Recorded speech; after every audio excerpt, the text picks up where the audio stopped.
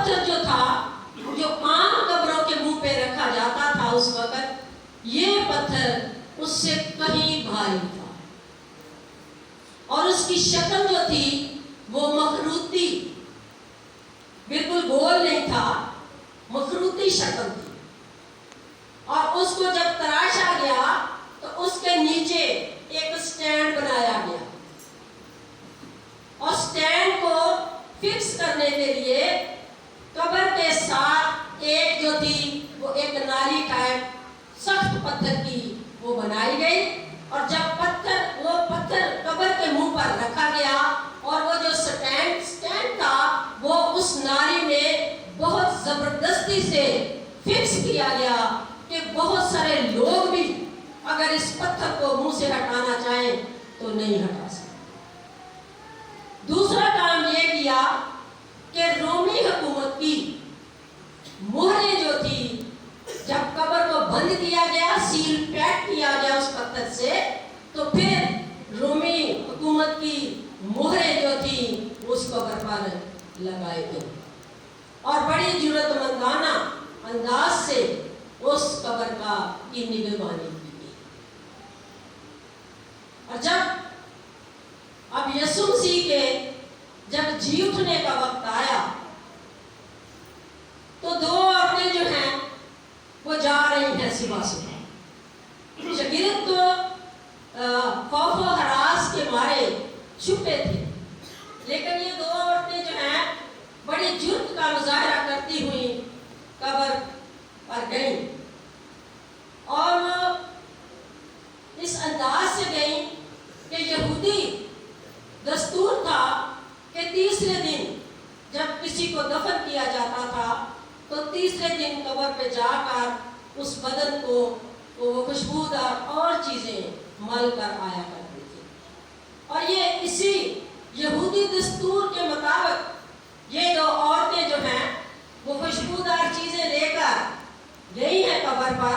तो जब वो जा रही थी, रास्ते में जा रही थी, अंधेरा था, खौफ और हरास था, लेकिन वो जुर्रत के साथ जा रही हैं तो आपस में दोनों बातें करती जा रही हैं कि हम जा तो नहीं हैं, मर्द हमारे साथ कोई नहीं है, तो कब्र के मुंह से पत्थर कौन हटाएगा। हम जा रही हैं लेकिन ये बड़ा काम जो है ये हम औरतों का नहीं है, दो का, क्योंकि वो कब्र पर साथ गई थी कि जहाँ यीशु मसीह को रखा है हम देख के आए। और जब गई है, जा रही है, तो आपस में बातें कर रही हैं कि ये सब कुछ तो ठीक है, लेकिन जब हम कब्र पर पहुंचेंगी तो इतना भारी पत्थर जो इस तरह से मजबूती से फिक्स किया गया है वो हमारे लिए उस पत्थर को कौन हटाएगा कि हम अंदर जाकर यीशु मसीह की लाश पर खुशबूदार चीजें जो है वो मल सके। लेकिन जब वो वहां पर गई है तो उन्होंने क्या देखा है? उन्होंने एक अजीब बात देखी है जो उनकी सोच समझ में नहीं थी। देखा है कि पत्थर कब्र के मुंह से सिलका हुआ है, कब्र का मुंह खाली है, हटा हुआ है, और उस पत्थर के ऊपर फरिश्ता बैठा है जो सफेद और चमकदार पोशाक, उसकी यहाँ पर लिखा है कि वो बैठा है। और औरतें फरिश्ता को देखकर डर गई, घबरा गई। तो फरिश्ते ने कहा औरतों से, डरो नहीं, डरो मत, मैं तुम्हें खुशी की खबर देता हूं कि यीशु मसीह अपने कहने के मुताबिक जी उठा है। यीशु मसीह अपने कहने के मुताबिक जी उठा है और उनकी खुशी की कोई हद नहीं। और फरिश्ते ने उनकी जिम्मेदारी भी लगाई औरतों की, वो अपने कहने के मुताबिक जी उठा है, जाओ मेरे शागिर्दों को जाकर ये खबर। जब वो ये खबर फरिश्ते से उन्होंने सुनी तो बाग की तरफ उन्होंने देखा तो वहां यीशु मसीह टहल रहे थे और यीशु मसीह ने औरतों को सलाम बोला। सलाम का मतलब उस वक्त की जुबान में ये उर्दू का तर्जुमा है, मरवजा का मतलब है खुशी मनाओ। यीशु मसीह ने कहा सलाम यानी कि खुशी मनाओ। अब गम और परेशानी गरीबी सब खत्म हो गई है, अब खुशी का वक्त है। जाओ, यीशु मसीह ने भी औरतों को जिम्मेदारी दी, फरिश्ते ने जिम्मेदारी दी कि जाओ मेरे भाइयों को जाकर शागिर्दों को बताओ कि वो अपने कहने के मुताबिक जी उठा है। जब यीशु मसीह मिले हैं तो यीशु मसीह ने भी औरतों को जिम्मेदारी दी है कि जाओ मेरे शागिर्दों से कहो कि गलील को जाओ, वो वहां मुझे देखेंगे। अब जब ये बातें हो रही हैं यीशु मसीह के और औरतों के दरमियान, तो पहरेदार कहां पर है? जब ऐसा हुआ है तो पहरेदार कलाम में लिखा मुर्दा से हो गए, बेहोश हो गए, उन्हें कुछ पता नहीं क्या कुछ हुआ है। लेकिन जब वो अपनी होश में आए हैं तो उन्होंने आपस में बातें की हैं। उन्होंने कहा कि ये कुछ जो कुछ हुआ है ये ठीक है, वो जी उठा है। अब हम इस बात को झूठ में किस तरह से तब्दील करें? उन्होंने जाकर तो ये बात मशहूर की कि जब हम सो रहे थे तो उसके शागिर्द आए तो उसको उठाकर ले गए। और कुछ ने कहा कि यीशु मसीह जो थे वो मरे नहीं थे, वो बेहोशी की हालत में थे। बेहोशी की हालत में कब्र में उसे दफनाया गया, लेकिन जब वो होश में आए तो वो कब्र से बाहर आ गए। झूठे मंतक और अपने झूठे हथकंडे, एक कमजोर शख्स जिसका सारा खून बदन से बह गया, वो कमजोरी की हालत में हो, अगर वो होश में भी आ गया तो इतने मनों का पत्थर जो इतनी मजबूती से अटका के उन्होंने रख दिया था, अंदर से वो शख्स कैसे धक्का देके उसको हटा सकता? और ये खुदा की मौजज़ाना कुदरत थी जिसके सबब से ये सारे काम खुदा ने अपने इख्तियार में लिए और खुदा ने खुद ये सारे काम किए। और जब ये पहरेदारों की आपस में बात हुई तो उन्होंने कहा जब हम सो रहे थे, और ये बहुत बड़ी खतरे की बात थी, रोमी हुकूमत के सिपाही अगर वो पहरे पर हैं, अगर वो सो जाएं तो उनकी सजाए मौत है। और इन्होंने आसानी से कह दिया कि जब हम सो रहे थे तो ऐसा ऐसा हुआ। तो फिर उन्होंने आपस में कहा कि बहुत सा रुपया लोगों को देकर इस बात को छुपा दें। तो वहां पर लिखा है कि जब ये खबर हाकिम के कानों तक पहुंचेगी तो हम आपको बचा लेंगे, क्योंकि हाकिम जो है, जो चौकीदार है, जिसकी जहां पर ड्यूटी जागने की है हुकूमत की तरफ से, या पहरेदार जो है वो अपनी ड्यूटी में गफलत कर, उसकी सजा मौत थी। तो इस बात से भी वो डर गए जो हमने गलत बयानी की है कि जब हम सो रहे थे, क्योंकि उनका काम हुकूमत की तरफ से सोने का नहीं था, जागने का, पहरा देने का काम था। तो उन्होंने कहा जब ये खबर बादशाह के कान तक पहुंचेगी कि मेरे सिपाही पहले उस निगरानी करने के लिए जो गए थे वो सो रहे थे, उन्होंने सुस्ती गफलत का इस्तेमाल किया है, उनकी सजा जो है वो सजाए मौत है।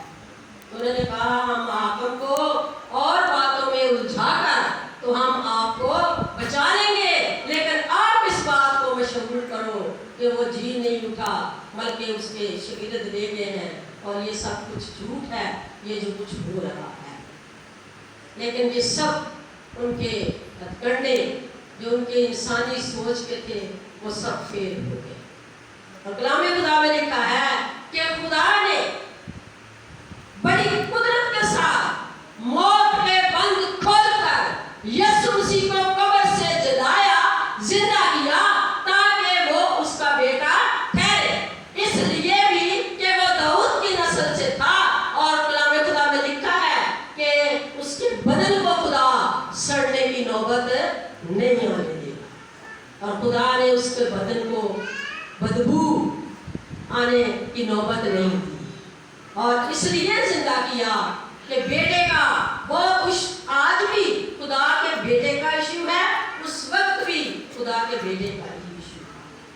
वजह से यीशु मसीह को सलीब दिया गया, लेकिन खुदा ने मौत के बंद खोलकर यीशु मसीह को कब्र से जिंदा किया।